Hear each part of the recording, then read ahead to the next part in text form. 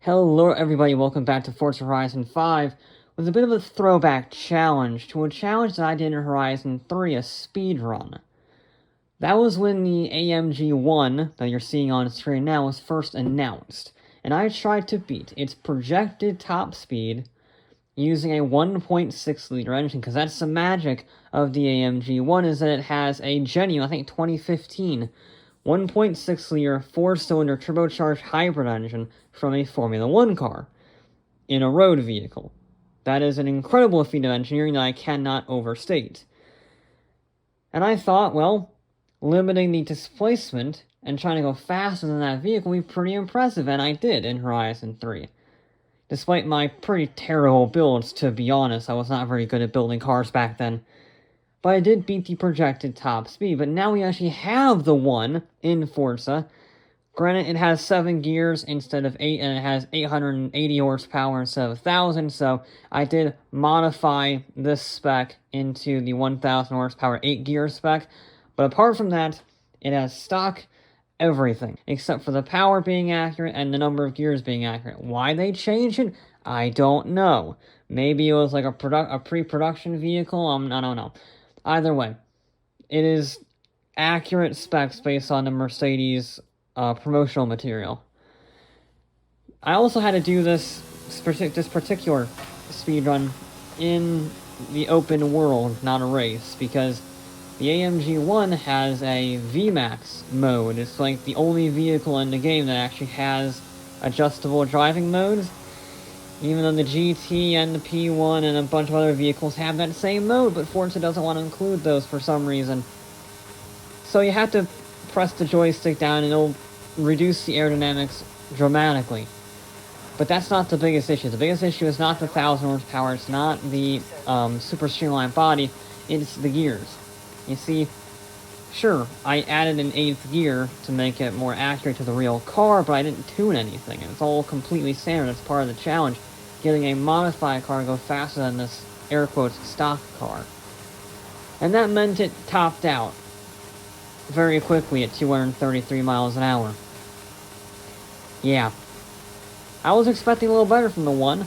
I've never had a baseline vehicle actually get restricted by top speed due to gearing. But there's a first for everything, and the One, yeah, that buzzed the limiter all the way down the freeway. It was very fast to the limiter, but it hit the limiter. Now that sort of gave me some hope that I'll be able to beat this thing with some ease, but of course, not every vehicle can beat the One. So you do have vehicles with the Turbo Rally engine. I think every single vehicle but 5 or 6 has the Turbo Rally in this lineup. And there are going to be some weird ones, and the weird ones really don't do all that well. Case in point, when you're looking at on the screen right now, the Ferrari 250 California.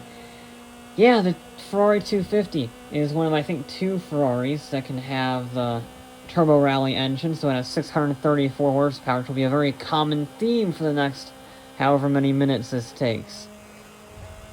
So, it's got a decent amount of power. It is almost half the horsepower of the One, but it's lighter, it's older, so it may have some better aerodynamics in terms of streamlining.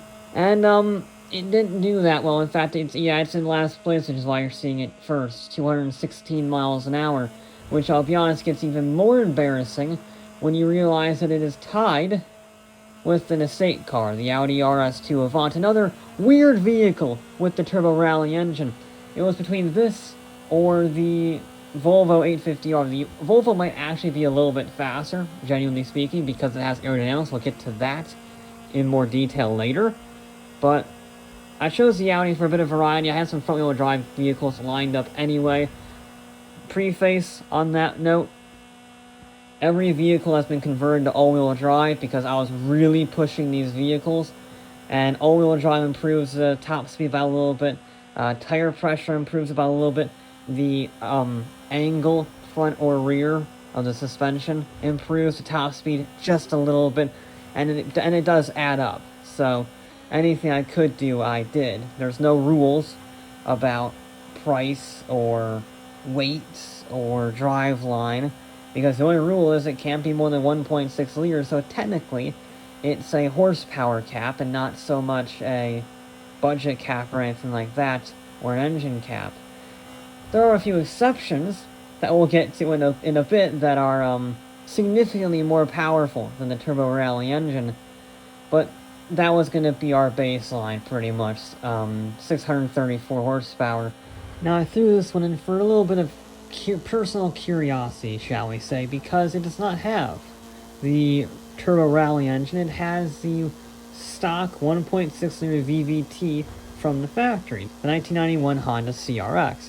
It's a beautiful little car that punched well above its weight because of the aerodynamics. I know it has a rear wing that looks a little funky, and I don't think that's how aerodynamics works, but it does actually make the car faster. So, the more you know, apparently, in the wonderful world of Forza. This is our least powerful vehicle by a mile.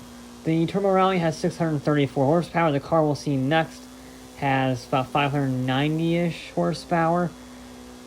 The Honda CRX had just 540 horsepower. So it's 50 horsepower down on everything else, if not 100 horsepower down on everything else. And yet, it did 225 miles an hour. It was fantastic, a beautiful little car. It didn't win, but it won in our hearts, and sometimes that's all that matters.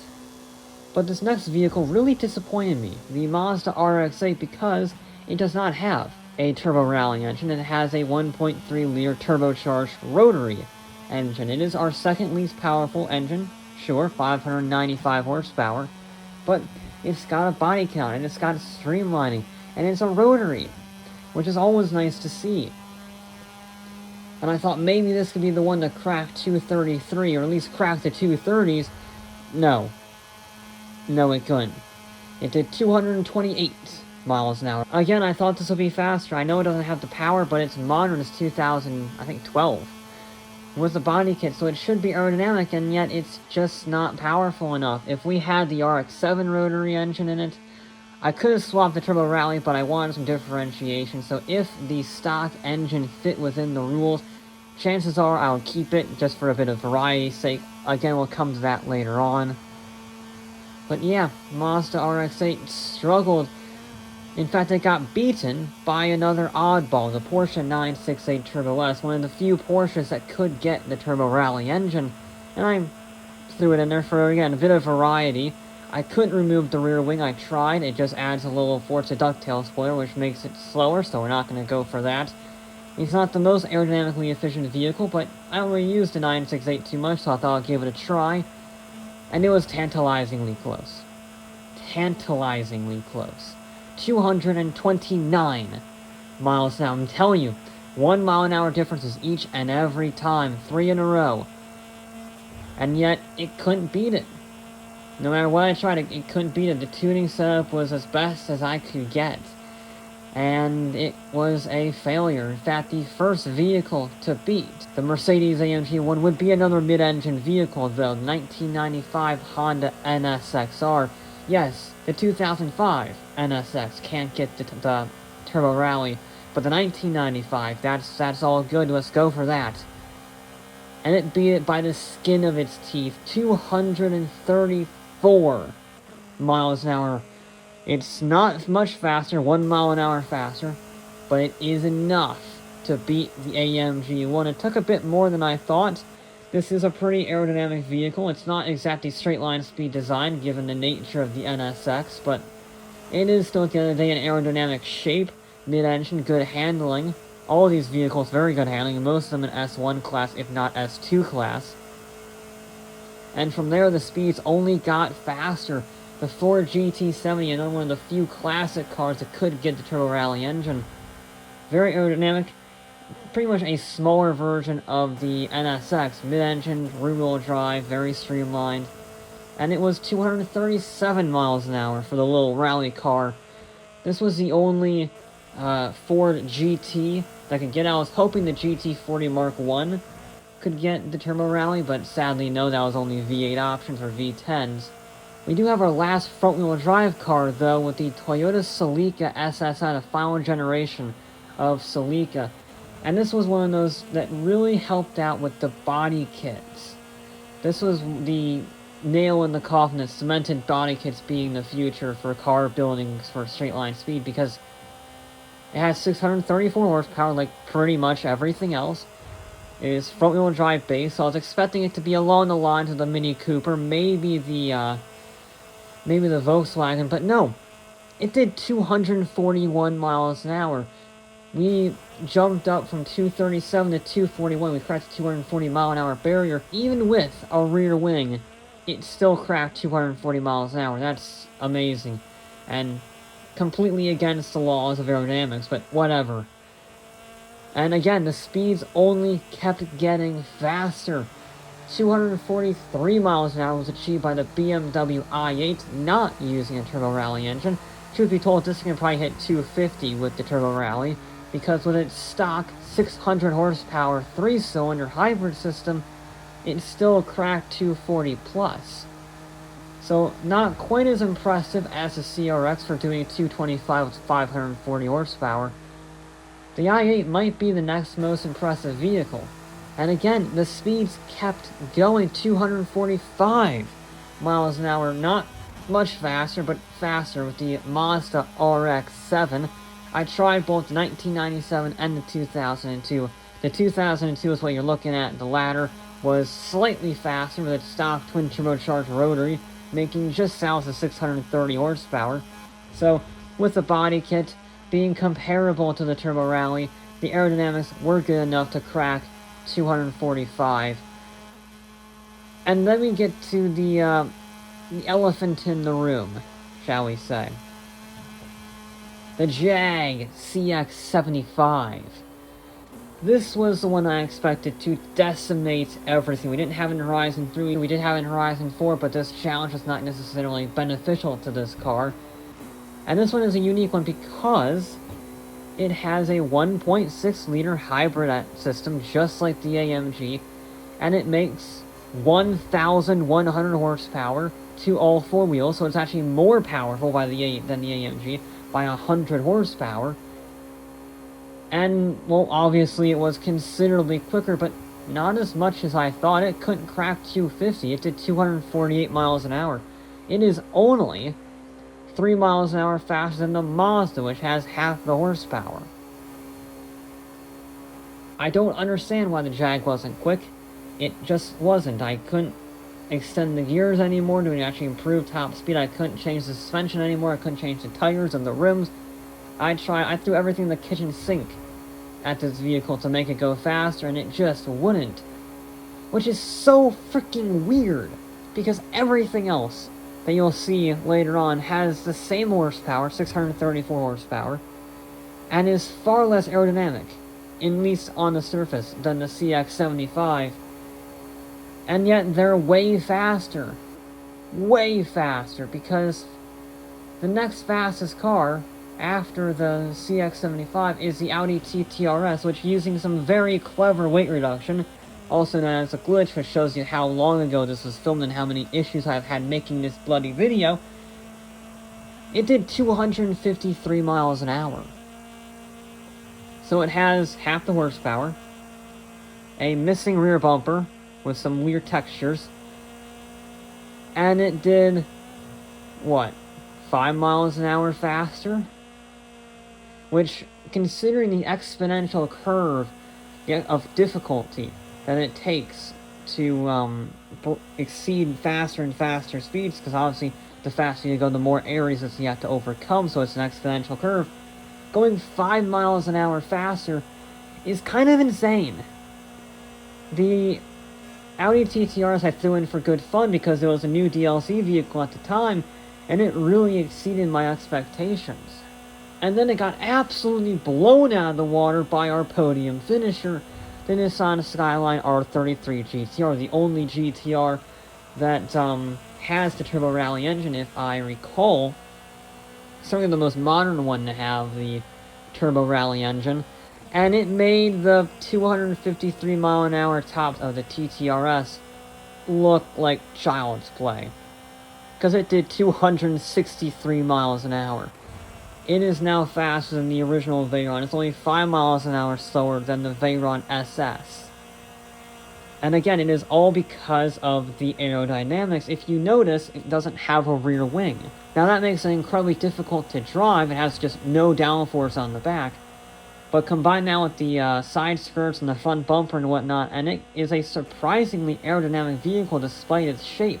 So it achieves some pretty incredible top speeds, and nothing exemplifies this aerodynamic advantage more than the E30 BMW M3. Because, well, look at it, it's not exactly the most aerodynamic vehicle on the planet, it's one of the iconic 80s boxes.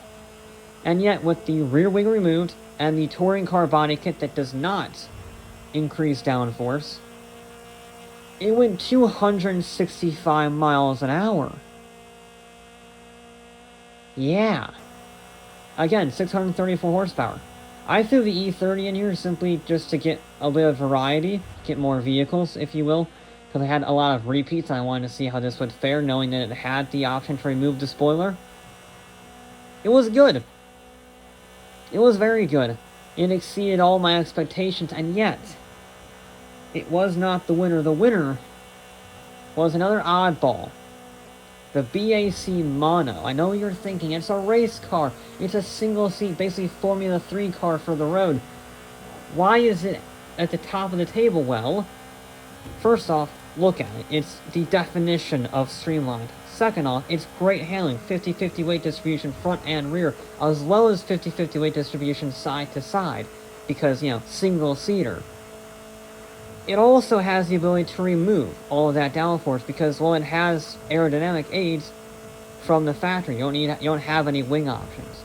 So if you take the downforce off, it has like less than 150 pounds of downforce full stop. Which means it has no downforce, no surface area drag, and as much power as that E30, which decimated pretty much everything else. So it did 268 miles an hour. A track car was as fast as a Veyron SS. For half the horsepower? It's a silly number. It's a silly number. I was expecting maybe to get 240, maybe 250 out of some of these vehicles, like the CX75. But 268, nearly 270 miles an hour? That is over 30 miles an hour. That is 35 miles an hour faster than the One, with less power and the same amount of displacement. I set out for this challenge to be an examination on the importance of displacement, or lack thereof. But instead what I found out is just how important and how far aerodynamics have come in the Forza franchise, because Horizon 3 and Horizon 4 had aerodynamics affecting the top speeds of vehicles. It's not an arcade racer or anything. But Horizon 5 moved the aerodynamic effect, if you will, the goalpost, so far, it's in a different league. I'm seriously impressed with how the aerodynamics are handled in this game. Is it realistic that a 600 horsepower BMW can do 265 miles an hour? Probably not. They probably overcorrected for the aerodynamics, but it's still a hell of a showing nonetheless from the Mono, from the M3, from the Skyline GTR, and even the CRX, despite the fact it didn't win. They're all incredible machines that are almost as incredible in the fact that they got a Formula 1 engine into a road car. So I think that's the perfect note to leave it on. But anyway, that'll be it for this episode of Forza Horizon 5. I'll be back with more